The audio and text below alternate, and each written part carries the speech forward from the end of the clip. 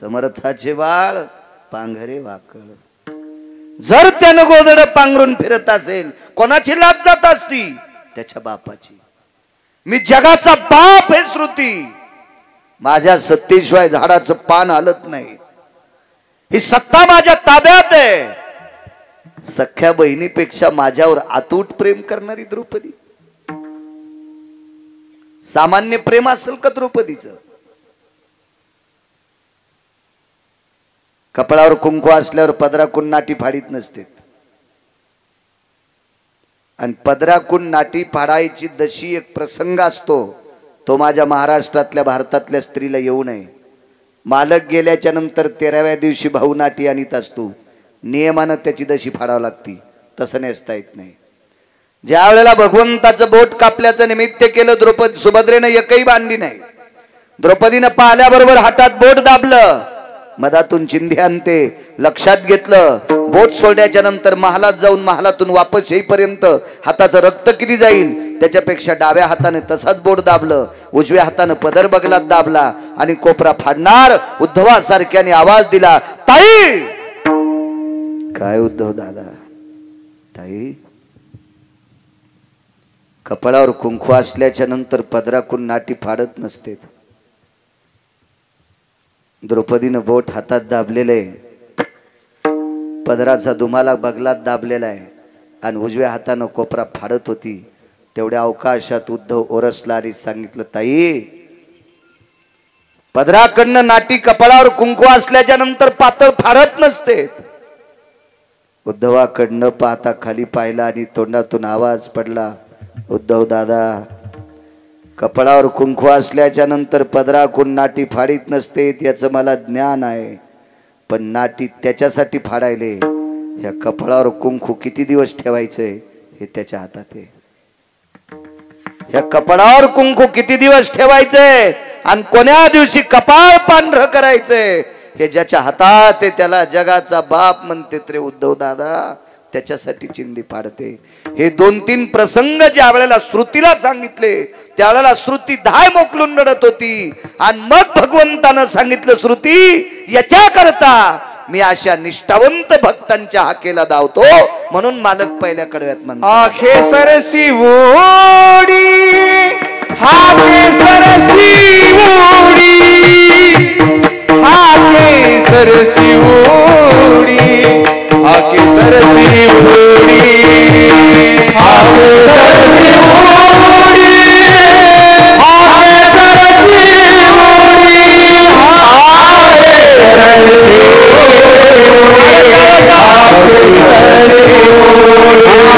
हाके सरसी OD, Hake सरसी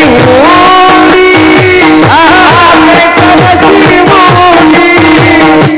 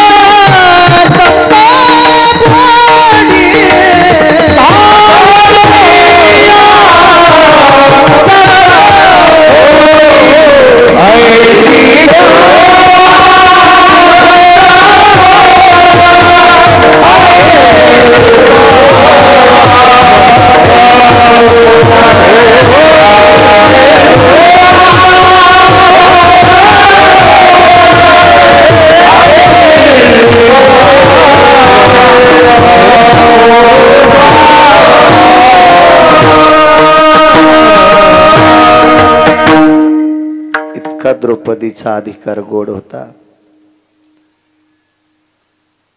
द्वापार युगामध्ये 78 हाका आल्या. 78. अजून काही 5-7 हाका येतात. मी तिथपर्यंत पोचलो नाही वाचायला. मी 78 हक्क पाहिले. पण ती हाका मारणारी सुद्धा तितक्या विटेवरच्या मालकावर तितक्या श्रद्धेनं प्रेम करणारी लायक संपन्न लोक होती. त्याच्याकरता त्यांच्या हाकेला दावलाय. भक्तांनी देवाला हाक मारत असताना त्याचा फक्त भाव पाहतो. त्याची श्रीमंती पाहत नाही, त्याचा बंगला पाहत नाही, त्याचं पद पाहत नाही, त्याची जात पाहत नाही, उन्हाळा हिवाळा पावसाळा ऋतू पाहत नाही, सकाळ संध्याकाळ पाहत नाही, जंगलात हे का कुठेही पाहत नाही. स्थानाचं महात्म्य नाही, कालाचा भेद नाही, जातीचा संबंध नाही, श्रीमंतीचा संबंध नाही, स्त्री पुरुष पशु पक्षी आहे याचाही संबंध नाही. फक्त त्याचा भाव पाहिजे, त्याचं तितकं वजनदार काम. अंतरीची घेतो बाहेर बाबाची बाहेर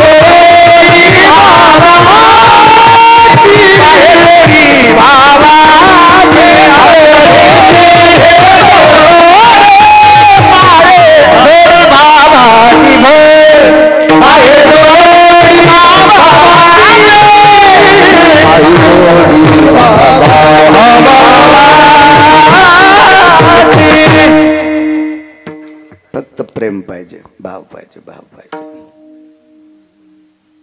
असू द्या, आजच्या दिवस दाखवा. अर्धा तास राहिला, कशाला ताण घ्यायचा.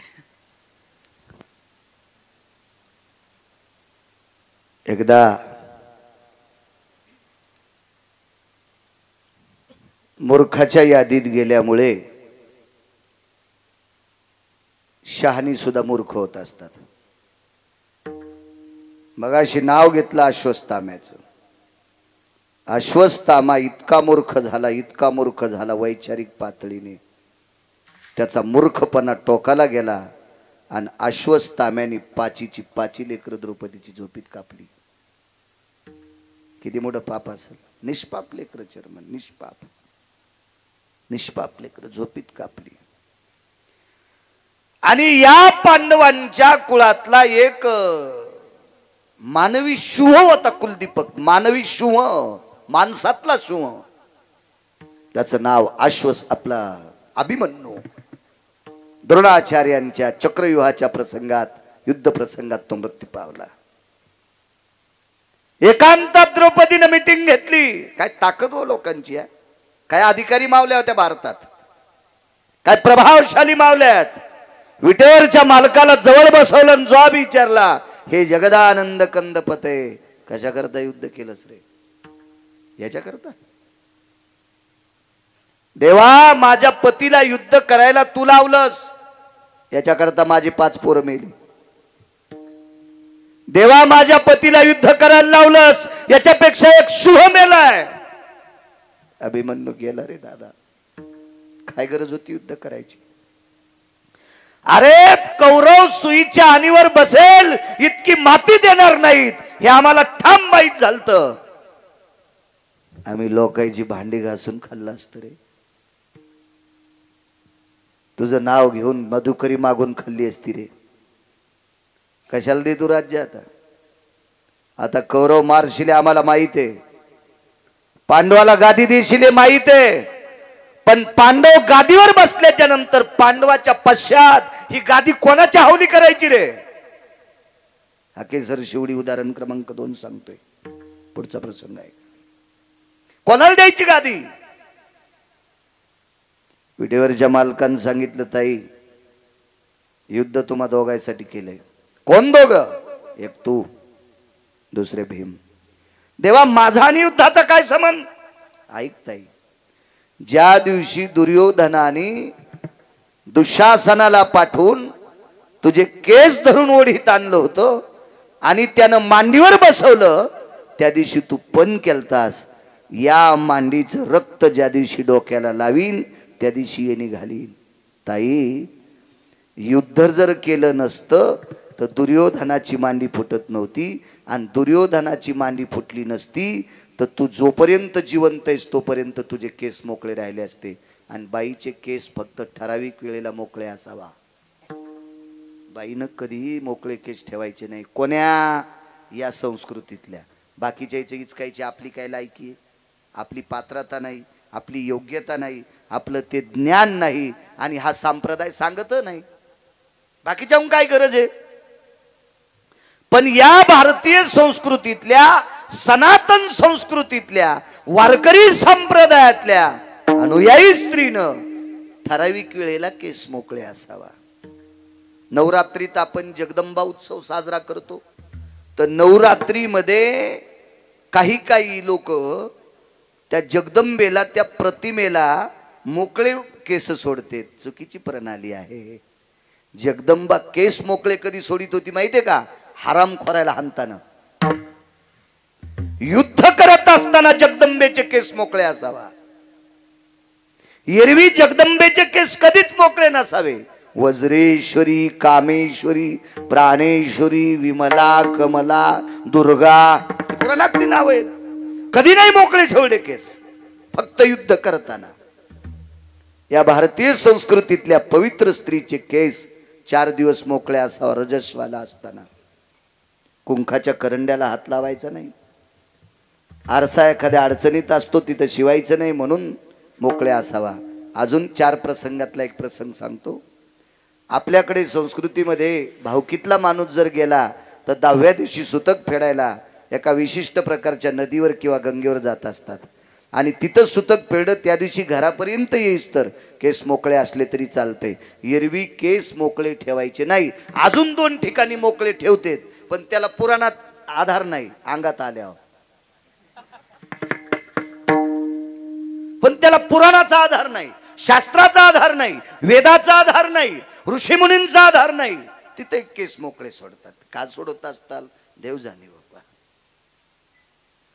पण स्त्रीने केस मोकळे सोडू नये. ताई, तू तर पण केलता ज्या दिवशी रक्त मांडोक्याला लाईन, आंघोळ करीन नाहीन, त्या दिवशी केस बांधीन. याच्याकरता युद्ध करावं लागलं. आणि भीमाने एक पण केलता, ज्या मांडीवर माझी धर्मपत्नी बसली ती मांडी एके दिवशी फोडणार आणि त्या मांडीचं रक्त घाटा घाटा प्याणार, असं म्हणलं असेल का भीम? भागवतकारांनी वाचून सांगितलं पाहिजे. कॅशेट उघडल्यावानी नाही केलं पाहिजे. कारण पांडव माळकरी होते, आणि माळकरी माणसं हरामखोराचं रक्त कसं पेतील? भीमाचा पण होता, यती जन्नू जंघा ललाट प्रपटले शिमतील कोती जायते. ज्या मांडीवर एक पवित्र स्त्री नालायकानं पापात्मक वासनेनं बसवली, ही मांडी एके दिवशी फोडणार आणि त्या मांडीतून निघालेल्या रक्ताचा तिलक लावणार, समुद्र स्नान करणार आणि तिथून पुढे गंध लावायला सुरुवात. भीमा, अविरत जर तुम्ही पांढऱ्या कपाळाचे राहिले असता याची लाज मला होती. माझी बहीण केस मोकळे सोडलेली असती याची लाज मला होती. याच्याकरता युद्ध केलंय. दादा, या 2 गोष्टीची लाज सांभाळण्यासाठी युद्ध केलं. आणि आता खुर्ची बसायला कोण आहे? गेला ना आमचा दिवाळी झुून. तुम्हाला एक सांगू का? वाऱ्यामध्ये बुड झाडाचं मोरड्याला कितीतरी उत्तम, पण वाऱ्यामध्ये झाडाच्या सगळ्यात जर फांद्या उडून गेल्या आणि चर्मन बुड जर शिल्लक राहिलं तर बुडाला दुःख असते. बुड या शब्दाचा अर्थ बाप आणि फांद्या या शब्दाचा अर्थ लेकरं. लेकरं गेल्यावर बापाला आनंद असतो का? बुडाला किडा लागला सगळे जातील, पण फांद्याला किडा लागल्यावर, फांद्या गेल्यावर बुड निस्तर राहिल्यावर काय कामाचं? देवा काय करायची रे आम्हाला गादी? ताई, काळजी करू नकोस. 4.5 महिन्याचा गर्भ तुझ्या एका सुनबाईच्या पोटात आहे. तिचं नाव आहे उत्तरा. तिचा झालेला मुलगा या गादीवर बसेल. गुप्तचर बाजूलाच होता. लगेच दुर्योधनाच्या कानात फोन, राजकुमार, अश्वत्थाम्याने 5 मारली. अश्वत्थामा किती नालायक मी म्हणत नाही, देहूतले मालक म्हणतात तुका मने अंगी राखिली दुर्गंधी, तुका म्हणे अंगी राखिली दुर्गंधी, तुला मने अंगी राखिली दुर्गंधी, तुका म्हणे अंगी राखिली दुर्गंधी, अश्वत्थामावधी पांडव पुत्र, अश्वत्थामावधी पांडव पुत्र, अश्वत्थामावधी पांडव पुत्र, तुका म्हणे अंगी राखिली दुर्गंधी, अश्वत्थामावधी पांडव पुत्र, अश्वत्थामावधी पांडव पुत्र, तुका म्हणे अंगी राखिली दुर्गंधी, अश्वत्थामावधी पांडव पुत्र, अश्वत्थामावधी पांडव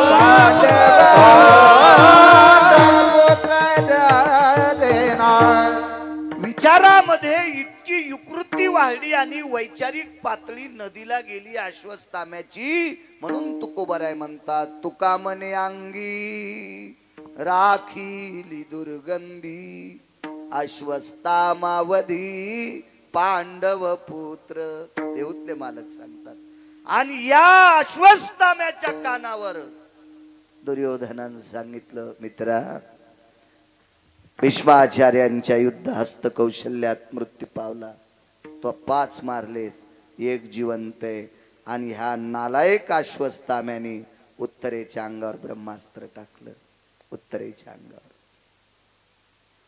धक धक धक धक धक धक करीत अकेसर शिवडी सांगते ब्रह्मास्त्र, हजारो सूर्याचा गोळ अंगावर यावा असा तो गोळ येत होता. उत्तरा किती हुशार होती माहिती? उत्तरा ही अर्जुनाची सून आहे. महाभारतातल्या 4 मानवी सिंहाची एकापैकी एका सिंहाची पत्नी आहे, अभिमन्यूची पत्नी आहे.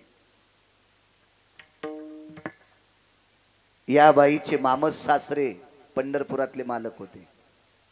उत्तरा किती श्रीमंत आहे सांगू? तिच्या मालकाचे सख्खे मामा पंढरपुरातला जगाचा बाप आहे. पंढरपुरातल्या मालकाची भाची सून आहे ती. पंढरपुरातले मालक तिचे मामे सासरे आहेत. काय वैभवशाली बाई असेल ती. आणि तिची सख्खी सासू पंढरपुरातल्या मालकाची सख्खी बहीण आहे. याच्या पुढचं पहा ना, पुढचं उत्तरा ही सकाळचा नित्यनेम आटपल्याच्या नंतर सासूचं जेवढं काम असेल तेवढं काम करायची सुभद्रेचं, आणि काम आटपल्या विचारायचे आत्याबाई काही काम, तीन सांगायचं आता 2-4 घंटे काहीच काम नाही. तितक्या टायमात द्रौपदीकडे जात होती. द्रौपदी ही सावत्र सासू. पण उत्तरा ही जास्तीत जास्त संपर्कात द्रौपदीच्या होती. आणि द्रौपदीच्या सानिध्यात जितक्या वेळ उत्तरा आली तितक्या वेळ द्रौपदीनं काम नाही करून घेतलं, तिला भजन शिकिलं, तिला परमार्थ शिकिला, तिला विटेवरच्या मालकाचं वैभव सांगायची, त्याचे पाडे सांगायची. एक दिवस असा आला, द्रौपदीनं सांगितलं उत्तरा एक बोलू का तुला? तुला जेवढं मला सांगता येते तेवढं सांगितलं ग, पण एक शेवटचं सांगते. आणीबाणीच्या प्रसंगी, हल्लीचा शब्द वापरायलो आत्ताचा, आणीबाणीच्या प्रसंगी मागचा शब्द सांगतो, संकटाच्या प्रसंगी जर तुला आठवण करायची असेल तर फक्त पंढरपुरातल्याची कर. तुम्हाला हाक मारू नकोस, सासऱ्याला हाक मारू नकोस, सासूला हाक मारू नकोस, पतीला हाक मारू नकोस. आणीबाणीच्या प्रसंगी जर तुला गरज पडली तर द्वारकेतल्याला हाक मार. तो कृपाळू आहे, तो दयाळू आहे. तो प्रसंग आलाय, हाक मारली, जवळ आलत ब्रह्मास्त्र. इतक्या आवेशात हाक मारली देवा, दोन्ही ओठ फाकल्या गेली. आणि पंढरपुरातल्या मालकाने अंगुष्ट प्रायायति तनु जायते धारम सुदर्शेने स्वगर्भेषु यच्चक्राति भयः. अंगठ्यासारखं रूप धरलं आणि श्वासातून प्रवेश केला आणि गर्भाच्या भोवताल सुदर्शन फिरवित होता. मालकाचा गोडसा पुरावा आहे त्याच्यासाठी सुद्धा असं सुदर्शन फिरवित होता. ब्रह्मास्त्र आलं आणि सुदर्शनात विलीन झालं. राजे हो, कृतात्रेता युगात ब्रह्मास्त्र सोडलं होतं, ती ब्रह्मवरदान युक्त शक्ती सोडली होती. ही शक्ती धरण्यासाठी मारुतीराय परेशान होते. विश्वातला एक नंबरचा संन्याशी बेजार आहे. मारुतीरायाची फार सुंदर मूर्ती आहे. चर्म मंदिर तुम्ही गावकरी मंडळी इतकं सुंदर करता. 1,01,00,000 मंदिर बांधकामासाठी एका फार काळ्या पाषाणाचं, या पाषाणाला हजारो वर्ष आयुष्य असते. रयतेचे राजा छत्रपती शिवाजी महाराजांनी गड किल्ल्याला जो दगड वापरला, छत्रपतींच्या बुजुर्गांनी पूर्वजांनी जो दगड वापरला, तोच काळा पाषाण या पवित्र मारुतीरायाच्या मंदिराला तुम्ही वापरता. याला लाखो वर्ष आयुष्य असते. या दगडाला याला कोणी काही करू शकत नाही. अशा भव्य दिव्य सुंदरशा नूतन वास्तूमध्ये आता बऱ्यापैकी पेटी काम, याला तिथपर्यंत गेलं म्हणजे पेटी काम झालं असं म्हणतात मंदिरावाले. आणि फार सुंदर असं मंदिर तुम्ही करता मारुतीरायाचं. अशा एका पवित्र संन्याशाला सुद्धा ही ब्रह्मशक्ती पकडण्यासाठी फार, रामायण वाचा लक्षात येईल तुम्हाला, फार मोठे कष्ट झालते. आणि हे ब्रह्म अस्त्र एका सेकंदात सुदर्शनात विलीन झालं. इथेही प्रश्न केला. श्रुतीने विचारलं, देवा घरातली माणसं इतकी विकृती हरपून, वैचारिक पातळी हरपून, विकृतीचं टोक गाठून एका पोटातल्या बालकाला, निष्पाप बालकाला दुर्योधन मारण्यासाठी पाठवतो, त्याला तुला काय गरज होती वाचवायची? ऐक श्रुती, ज्याच्या आईनं माझं भजन केलं याच्याकरता धावलो हे सोडून दे. आतलं किती गुणवान होतं, जे 4.5 महिन्याचं होतं का पोटात, ते किती गुणवान होतं, किती गुणवान. ऐका, देवानं त्याचा सांभाळ केल्याच्या नंतर 9 महिने 9 दिवस झाल्यावर त्याचा जन्म झाला. आणि जन्म झाल्यावर उत्तरेनं भागवत पहा, आणि मग उत्तरेनं प्रभूच्या मांडीवर दिलं. त्यावेळेला ते जिभेच्या चुटक्या वाजित होतं, चुटक्या वाजित होतं, चुटक्या. तर उत्तरेनं देवाला प्रश्न केला, देवा मी आई असून माझ्याकडे चुटक्या वाजत नाही जिभेच्या. 42 दिवस वय होतं, फक्त 42 दिवस, 41 ते 42 दिवस. आणि एवढ्या वयाचं लेकरू तुम्हाला बघून कस काय चुटक्या वाजित? भगवंत हसले आणि सांगितलं, उत्तरे मला ओळखिले त्यानं, माझी त्यानं परीक्षा केली, म्हणून तर त्याचं नाव परीक्षिती ठेवण्यात आलं. गर्भाम दर्शयामी रक्षंती भयास्थितो बाह्या परीक्षा स्थितवंते इति नाम परीक्षिती. मला सांभाळणारा हाच जगाचा बाप आहे, त्याची बाहेर आल्यावर परीक्षा केली, म्हणून त्याचं नाव ठेवलं राजाधिराज परीक्षिती महाराज. श्रुतीला सांगितलं, श्रुती याच्या आईनं माझ्यावर किती प्रेम केलंय, माझं किती भजन केलंय, तिचा जीव सांभाळण्याकरता धावलोय, इतकं सोडून दे. हे पोटातलं निष्पाप इतभर लेकरू सुद्धा माझ्यावर इतकं प्रेम करते, याच्याकरता हाक मारल्याकरता मी धावतोय. म्हणून मालक पहिल्या कडव्यात म्हणतो, आता आपला ठरलेला टाइम संपत, 10-5 मिनिटं पुढे गेलं तर काय मग मीटर जळायलं, तुम्ही बसले तर तुमचं काय जळायलं? हे तरी भंगिरी कोपऱ्या कापऱ्याला मोबाईल इचकीत बसलेत ना गाऱ्या गुऱ्याचे. काय त्याच्या घरी काय काय लय सोन्यास थोडाच पाऊस पडणार आहे ना, आपल्या इथं कुठं धुपन घुसणार आहे? चर्मन चिंतन, देवाचं नामचिंतन करायला आपण. काही काहीच्या हाकेची ताकद किती मोठी असते लक्षात घ्या.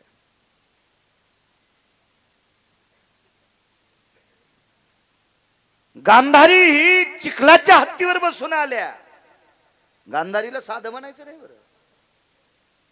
गांधारी फार अधिकारी स्त्रियांच्या यादीत आहे. गांधारी सामान्य का गांधारी? गांधारीनं चेअरमन शाप द्याल्यावर पंढरपुरातले सगळे पंढरपुरातल्या मालकाचे पोरं मेले. एकच वाचलं, फक्त एकच, त्याचं नाव होतं वज्र. बाकी छट मेले. 56 कोटी यादव मेले. देवाचे पोरं मरते जिच्या शब्दात. तिचा शब्द साधा असेल का? ती काय दुसऱ्याच्या गोठ्यातलं शेण चोरणारी होती का? दुसऱ्याच्या तुरीच्या शेंगावर पिणारी होती? कोण होती गांधारी? विश्व जगात मालक पाहत नाहीत, दिसत नाहीत, याच्याकरता जग पाहलं नाही. सामान्य होती का गांधारी?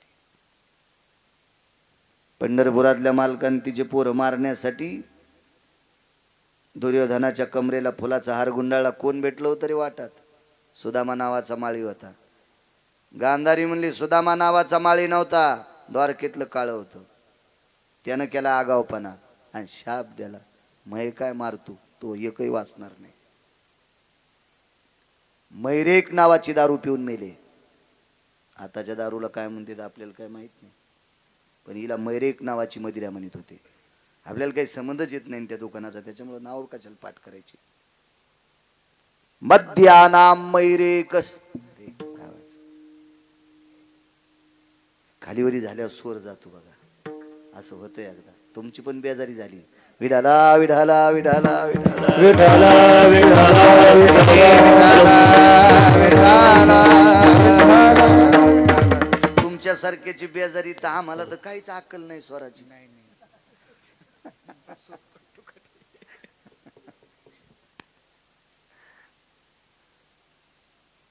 आणि हल्ली गुणीजनांचा प्राण झालाय साऊंड. शाहीच्या पानाला आवाज दिला की असं गोडवा, असं मस्त छानसं वाटतं. चांगले वस्तू वगैरे सगळ्या ओरिजिनल आहेत त्यांच्याकडे सुद्धा, चांगले छान.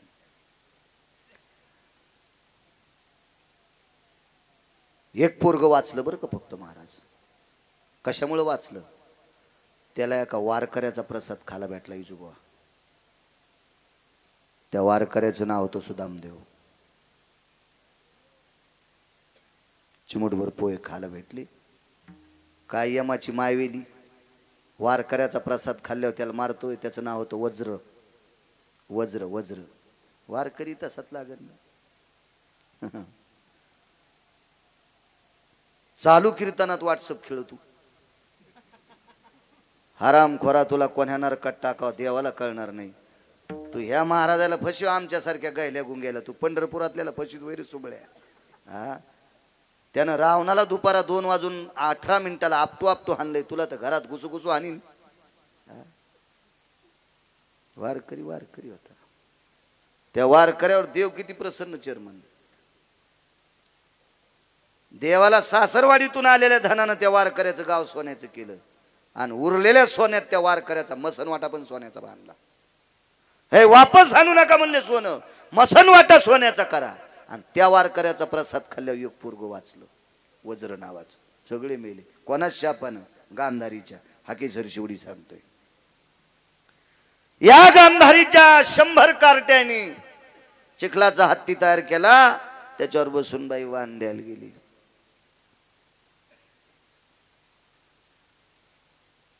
वाण दिलं कुंती आई साहेबाला. वा, कुंती आई साहेबाला ज्या वेळेला वाण दिलं, कुंतीला आनंद वाटत होता वाण देताना, पण मालकाचं शरीर कमरेपासून खाली गार पडलंय. पितामह भीष्माचार्याला आमंत्रित केलं आणि यमाच्या जाचातून पंडूराजाला वाचवलं. त्याच्यावर बऱ्याच काळ पंडूराजाला आयुष्य प्राप्त झालं. पण संक्रांत पुढची आली. पोरा अधिकारी होते, फार पोरा अधिकारी, 5च पण अधिकारी. 10-12 दिवसानं 5-7 दिवसानं संक्रांत आली आणि संक्रांत जवळ आल्याच्या नंतर धर्माने विचारलं, आई उद्वेग काय? काही नाही बाळा, मला लक्ष नाही रे. मी 1-2 महिन्यापूर्वी सांगायला पाहिजे होतं, हत्ती करून आता वाळायला पाहिजे होता. हत्तीवर बसून वहिनी साहेबाला, मोठ्या ताई साहेबाला, वहिनी साहेब चुकून बोललो, मोठ्या ताई साहेबाला वाण द्यायचे. तुम्हाला खरा एक मुद्दा माहिती आहे का? खरं तर पंडूराजा मोठे आहेत. धृतराष्ट्र वयानं लहान आहे. आंधळा राजा नसतोय. पण का झालाय? यांना का नाही? विदुर दाशीपुत्र होते, याच्याकरता नाही. हा भाग सोडून द्या, जरा चांगलं वाचा. महाभारत वाचणं अत्यंत गरजेचं आहे बरं. कारण या इंटरनेट जगामध्ये पावला पावलाला रावणाची संख्या आहे. म्हणून महाभारत पाठ असावा. त्रेतायुगात एकच रावण होता, म्हणून रामायण पाठ असणं गरजेचं आहे. आता रावणांची संख्या शिल्लक झाली, याच्याकरता महाभारत पाठ असणं गरजेचं आहे, तरच जगता येईल. पावला पावलाला संख्या. इतकं सोपं समजू नका महाभारताला. गीता तत्व आहे, महाभारत आहे. महाभारतातलं भीष्म पर्व हे गीता आहे. अत्यंत गरज आहे, अत्यंत काळाची गरज. तुम्ही संसारात, राजकारणात, व्यापारात, आध्यात्मिक क्षेत्रात, प्रत्येक मुद्द्यात महाभारत ठसलेलं आहे. व्यापार कसा करायचा याच्याकरते 127 श्लोक महाभारतातले पहा, कळल तुम्हाला. राजकारण कसं करायचं भगवान कृष्णाकडून शिका. 1 नंबरचा राजकारणातला डॉन कृष्ण. कनक असेल, विदुर असेल, शिका तिथून, शिका. गरज आहे काळाची. सोबत राहणारी, संग राहणारी माणसं इतकी नालायक आहेत, त्याला न कळू देता, त्यांचा नालायकपणा न छेदता आपला जय प्राप्त करून घेणं, हेही महाभारतात शिका. सख्या भावाचा अपमान न करता त्यानं केलेली सोयरीक मोडी अशी झाली नाही पाहिजे. भावाचा अपमान नाही झाला पाहिजे आणि चुकीच्या घरी बहीण दिली नाही पाहिजे, असा निर्णय कृष्णाकडनं शिका. शिका ते राजकारण, अत्यंत गरज आहे. ते खरं राजकारण असते, ते तिथून शिकावं. म्हणून महाभारत अत्यंत गरजेचं आहे. महाभारतामध्ये 44 शत्रूपासून कसं मुक्त व्हावा हे शिका. अहो, कृता युगात 3च शत्रू मूर्ख होते. त्याच्यापैकी एक तुटलेल्या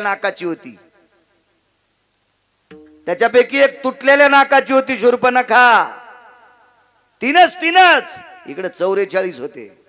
44.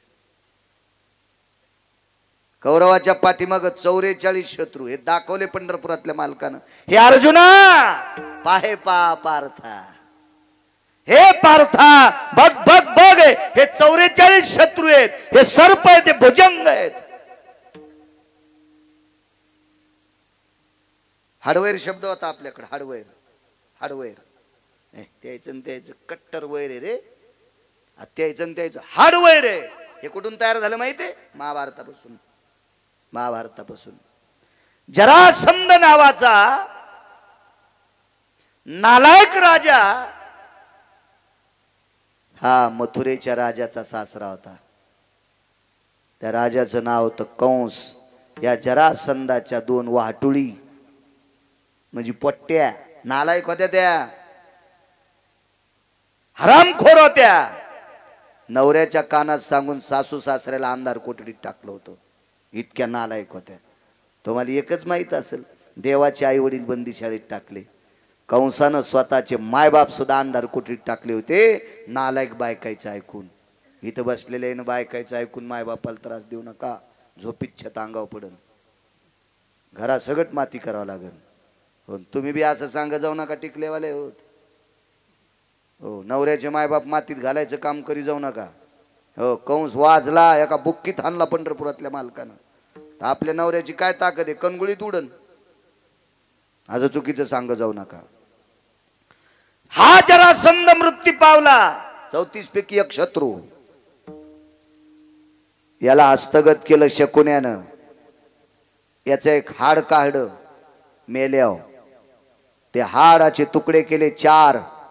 त्या 4 तुकड्याच्या घासून गोट्या केल्या 4. या लुडोच्या गोट्या म्हणायचो. लुडोच्या. या जीनच्या पॅन्टीवाल्याला सोकटी खेळ कळायचा नाही. लुडो हा सोकटी नावाचा खेळ. 4 गोट्या केल्या 4. हाडवैर कसं उभं झालं? शकुन्यानं जरासंधाला सांगितलं, राजा या पांडवातल्या दुर्योधन भीमानं तुला चिरून मारले, तुला संधी आहे बदला घ्यायची. आणि गोट्या पांडवाने टाकल्या की पालथ्या पडत होत्या आणि कौरवाने टाकल्या की सोयीशा पडत होत्या. म्हणून तर कौरवायचं धोपण निघलं. हाडवेर फार विचित्र असते. पांडव संपवायचीच नव्हती शकुन्याला संपवायची होती त्याचे सख्खे भाचे. कारण शकुन्याचे 4 पोरं. शकुन्यात म्हणतो मी, त्याचा पाहुणा नाही चिरमन तुमच्या गावात, मग काय भीती नाही मला. याचे 4 पोरं दुर्योधनानं पाण्यातलं पंडाव करता खेळता खेळता मारले होते.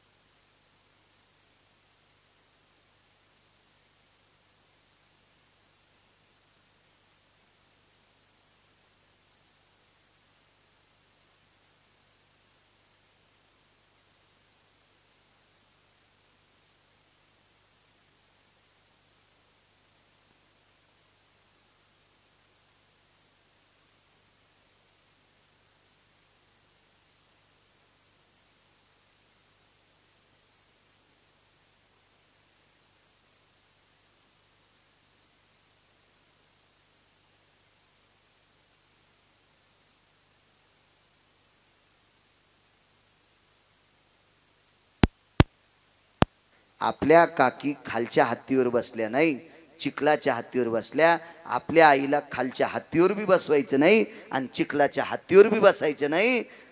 33 कोटी देवाच्या राजाचा हत्ती आणू, त्याचं नाव होतं ऐरावत.